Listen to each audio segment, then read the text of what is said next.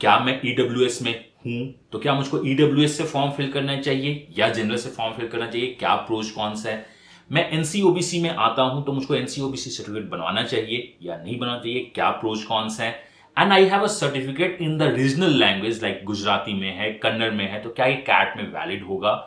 In the CAT they ask for the central level certificate, मेरे पास state level certificate है, तो मैं क्या करना चाहिए क्या नहीं करना चाहिए। हाय, सो कैट 2023 दैट मीन्स 24-25 और 24-26 के एडमिशंस प्रोसेस अब स्टार्ट होने वाले हैं from the month of July onwards. Notification आना स्टार्ट हो जाएगा, फॉर्म फिलिंग स्टार्ट हो जाएगी। August September October would be the last date of form filling of different B schools, different test, CAT, NMAT, SNAP, बहुत सारे forms आना start होंगे।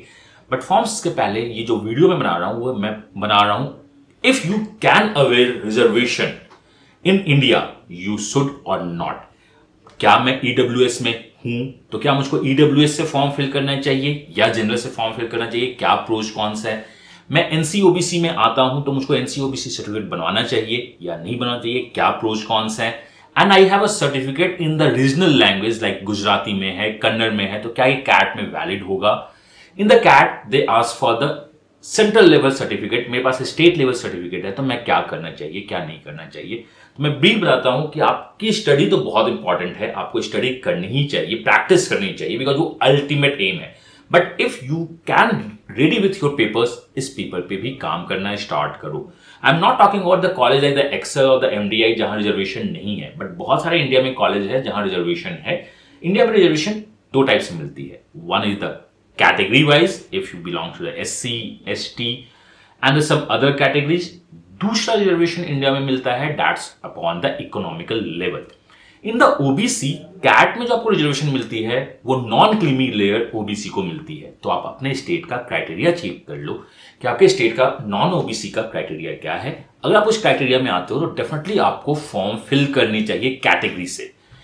And the EWS, अगर आप किसी कैटेगरी में नहीं हो, आप जनरल हो, ओपन कैटेगरी से हो, एंड आपकी parental income, I am not talking about your income, अगर आपकी parental income less than 8 lakhs है तो आप ईडब्ल्यूएस की कैटेगरी में आते हो। और कुछ और भी कंडीशन है तो आप इस कंडीशन को चेक करो और ईडब्ल्यूएस की कैटेगरी के लिए अभी से अप्लाई कर दो। अगर आप एनसीओबीसी हो तो अभी से अप्लाई करो, उसमें लिखा होना चाहिए non creamy layer, and EWS में भी आपका सर्टिफिकेट बनना चाहिए।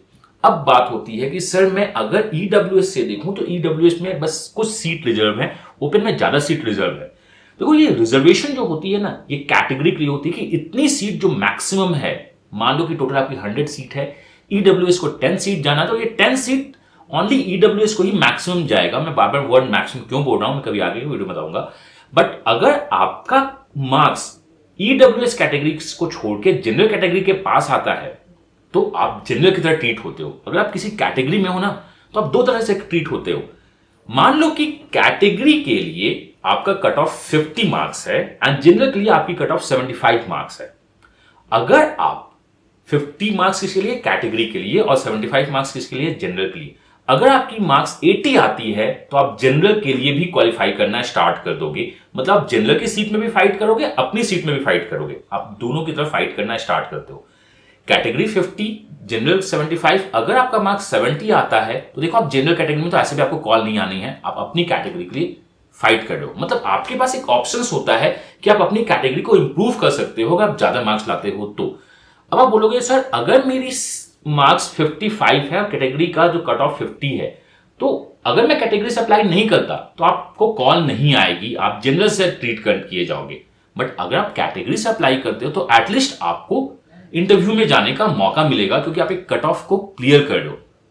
तो any day if you can avail the category avail करो। आप अपने लोकल अथॉरिटी से जाके बोलो कि मुझको कैटेगरी सर्टिफिकेट चाहिए, वो आपसे डॉक्यूमेंट्स मांगेंगे और डॉक्यूमेंट्स दिखाओ, आप कैटेगरी सर्टिफिकेट बनाओ। If possible certificate should be in English.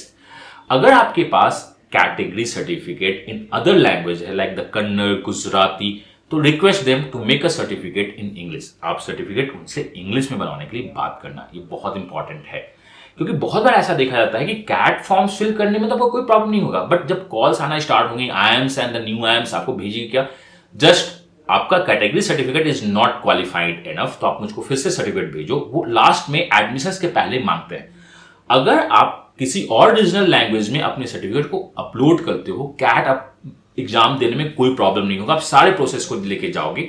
But at the time of admission they could ask कि आप इस सर्टिफिकेट को इंग्लिश में कन्वर्ट करवा दो, ऐसा होता है।